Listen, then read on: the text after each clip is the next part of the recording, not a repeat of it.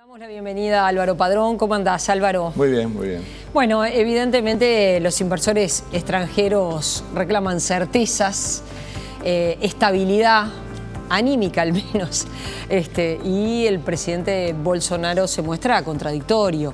Sale con una declaración en la prensa, con otra declaración diferente en las redes sociales. Hace algunos programas habíamos dicho que hay veces que no se sabe si la red social Twitter se la manejan sus hijos, si el que escribe es él, si el que escribe es un hijo mayor, por él. Entonces, bueno, esa situación genera como incertidumbres. Desde los mercados se esperaba un respaldo más firme a su ministro de Economía, que es que para el mercado es la garantía, que es Pablo Guedes, que es un se habla de un liberal ortodoxo, por lo menos así lo califican los medios de comunicación, ¿no? Sí, yo reconozco que satura un poco ya Bolsonaro con esa capacidad que tiene de decir disparates, ¿no? No es nuevo para nosotros porque hace ya tiempo que nos acostumbramos a Trump.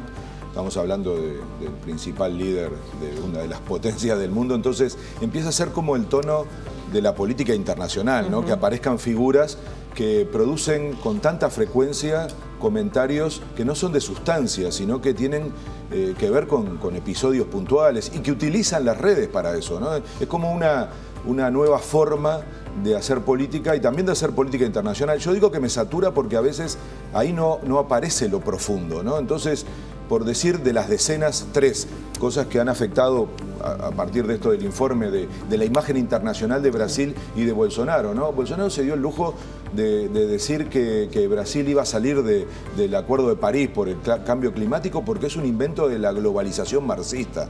Eso es una síntesis de ignorancia. Globalización marxista, ¿no? O sea, si hay algo que la globalización actual no tiene, es componentes marxistas. Entonces, es impresionante cómo se puede decir un disparate así y quedar tan en ridículo en la comunidad internacional. Fue uno de los primeros episodios que hacen de Bolsonaro una figura que empieza a ser mal vista en el entorno internacional, ya no solo por los aspectos democráticos, sino por aspectos que tienen que ver con los asuntos, digamos, más duros de la economía en el mundo. Segundo episodio en el que él queda muy mal parado, lo invitan al foro de Davos, le preparan el circo, es el lugar donde se concentra el poder económico en el mundo, le dan la intervención central de 20 minutos y él usa 6, con lo cual desconcierta a los organizadores porque se quedaron sin libreto, o sea, 6 minutos usó para no decir absolutamente nada. Fue su presentación en sociedad internacional, entre otras cosas, en donde iba a pedir inversiones para Brasil y anunciar que Brasil entraba de nuevo al mundo, ese discurso que se ha hecho en más de un país en la región. Es decir, estamos frente a un personaje que hace papelones internacionales, ¿no? Bueno, el último papelón que fue increíblemente visto en el mundo, bastante más que en la región, es el tuit sobre el carnaval, ¿no? Y el episodio, le llaman en Brasil el tuit porno. Es increíble, ¿no? Y en el mundo se preguntan, ¿qué hace un presidente presentando eso? Más allá de cualquier otro análisis que uno pueda hacer sobre su opinión sobre el carnaval y sobre ese episodio en particular, que ya merecería todo tipo de, hasta yo diría, atención psicológica. Pero ¿podés recordar brevemente? Él quedó muy enojado con el carnaval. Además de que una visión muy crítica del carnaval hacia su figura. Y sobre todo del grupo que ganó, Mangueira, qué conexión, ¿no? Inmediatamente aparece, empieza el desenlace del crimen de Marielle Franco. Entonces hay un vínculo en Carnaval, Río, como el lugar donde se concentra todo esto. Entonces, él trata de desautorizar el carnaval mostrando un episodio, digamos, de explícito sexualmente, que además no era una cosa real, fue una presentación que hicieron, incluso una argentina es la encargada de eso, y él lo vincula a la forma en que la gente vive el carnaval y que debería cambiarse para volver a los valores. O sea, un gran combo conservador con respecto a lo cultural, a lo que tiene que ver con la sexualidad. Pero lo más impresionante en el mundo fue la gente, digamos, en muchos países se preguntaban qué hace un presidente presentando esto en Twitter. Es decir, de vuelta lo que quería traer es la conexión entre la imagen de Bolsonaro y de Brasil y de lo que pasa en el mundo. Pero de esta saturación que nos genera Bolsonaro y que nos va a seguir generando, yo elijo 3 que me parecen mucho más sustantivas. Porque habla al final del carácter del gobierno y salimos un poquito del personaje para empezar a entender hacia dónde va Brasil, que es lo que nos tenemos que preguntar los que además vivimos al lado de Brasil. O sea, no estamos hablando de un país lejano, estamos hablando de un país determinante para Uruguay.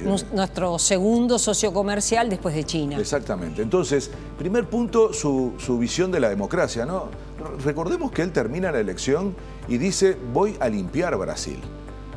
Voy a erradicar de rojos a Brasil, y se estaba refiriendo concretamente a Fernando Haddad, porque lo dijo, va a terminar pudriéndose en la cárcel la persona que acababa de tener el 45% de los votos, es decir, un poco menos de la mitad de la población brasilera. Él la pone en ese terreno de decir, esto los voy a sacar, que elijan entre el exilio y la cárcel. Entonces, digamos, uno dice, qué disparate, bueno, pero habla de su concepción sobre la democracia, no está hablando de cualquier persona, está hablando del líder que tuvo 45% de los votos en la elección en la que él sale electo presidente. Un segundo episodio que yo quiero traer sobre la corrupción, que fue otra de sus grandes banderas en la campaña, ¿no? Y resulta que cada vez más aparecen elementos que lo vinculan a aspectos, sobre todo a su entorno familiar, ¿no? A sus hijos, que son piezas claves, después lo voy a decir, de lo que hoy es la composición del gobierno brasilero. Y empieza a aparecer, bueno, el chofer de la familia Bolsonaro, que encargado de cuentas, por eso el carnaval de vuelta, todo esto se llama el fenómeno laranja, y el carnaval usó mucho esta imagen para terminar mostrando que ese discurso contra la corrupción hoy termina siendo un boomerang que golpea a Bolsonaro, porque sus hijos y él mismo aparecen vinculados a cuentas falsas, a una, digamos, forma de captar recursos para la campaña electoral a través de testaferros. En fin, gran lío para la familia Bolsonaro y el gobierno vinculado a la corrupción. Y el tercero tiene que ver con la seguridad, que es el que hoy nos conecta más con las noticias, ¿no? 2 noticias claves. Esta imagen de que la seguridad o la inseguridad se resuelve liberalizando las armas en la sociedad. Y toda su campaña, recordemos, era con símbolos, a veces usando la mano, a veces usando armas directamente. Apareció en muchísimos momentos de la campaña con armas y armas pesadas. Y entonces, claro, uno inmediatamente conecta con lo que pasó ayer. 2 jóvenes entrando en una escuela y matando adolescentes, 8 muertos en una escuela. Es decir, ¿cuánto de ese discurso que se ha instalado y de esa decisión política, por ejemplo, con una ley que liberaliza el porte de armas en Brasil? Fue de las primeras leyes que aprobó porque dijo, esto lo prometí y lo voy a cumplir. Que es la idea de que la gente haga justicia por mano propia.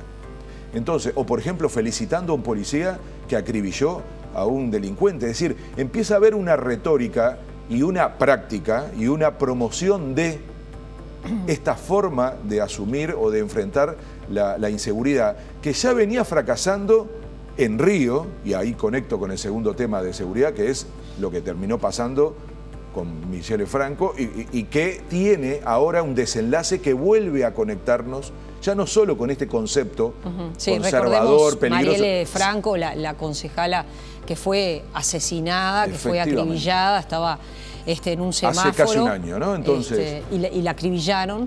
Pero qué increíble, ¿no? ¿Dónde aparece la conexión? Es personas cercanas a la familia Bolsonaro. Muchas fotos están circulando en redes en estas horas que muestran a uno de los 2 asesinos pescando, abrazado a Bolsonaro, que casualmente vive en el mismo condominio, un condominio de ricos que hace un ex policía viviendo en un condominio así. Entonces van a saltar todo tipo de conexiones, va a quedar involucrado la familia Bolsonaro. El juez que está en la causa dice, bueno, eso lo analizaré después, ahora me estoy concentrando en que efectivamente conseguimos quiénes fueron los autores materiales. Y la pregunta inmediatamente es, ¿y quién pensó ese crimen? Autores materiales, sí, está muy bien. ¿Y alguien puede creer que esto no tiene detrás un cerebro, una intencionalidad? Estamos hablando, miren, ¿no? Negra, lesbiana, feminista, defensora de derechos humanos y una líder de izquierda, el PSOL, el partido que ella representaba. En aquel momento, Bolsonaro, candidato, cuando la matan, le hacen un reportaje y le preguntan, ¿qué opina de este crimen? ¿Sabe lo que dijo? prefiero no opinar porque va a ser muy polémico. Yo no hay que ser demasiado adivino para pensar lo que realmente hubiera dicho. Se lo merecía, se lo buscó. Algo por el estilo, por decir lo mínimo. Y a la vez, Álvaro, la militarización de áreas de actividad. Estaba leyendo, la verdad que muy interesante, en La Diaria, un artículo que hace toda una descripción de escuelas públicas que pasan a la órbita militar. ¿Cuál es la figura legal que utiliza para hacer eso? Bueno, es extraño, pero lo están haciendo, ¿no? Es así. En la educación él va a poner un énfasis muy particular, pero esto que decís de cómo el perfil militar va inundando el conjunto del gabinete, te diría que tiene que ver también con la cantidad de militares en el gobierno y el peso que los militares están asumiendo en el gobierno. Son dos características que yo creo hay que observar del gobierno de Brasil, porque la gran pregunta es para dónde va Brasil, ¿no? Y es un país en disputa, y es un gobierno en disputa. En primer lugar, por las características que tuvo la campaña y el gobierno en particular, y segundo, por lo que significa la composición del gabinete, y sobre todo los sectores económicos que están pujando. Sobre lo primero, claramente, hay que ir observando quiénes son los ministros de más peso, los hijos de él, que en gran medida gobiernan.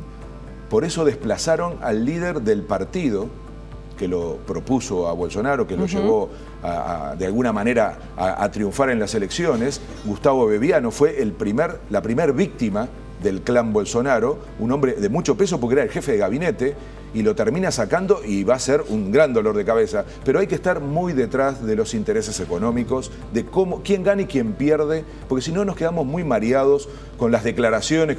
Y hay que ir viendo, sobre todo para ver qué política va a tener Brasil, hacia adentro y hacia afuera, quiénes son los sectores económicos que van triunfando en una ecuación que, repito, está abierta porque el gobierno de Brasil está en disputa.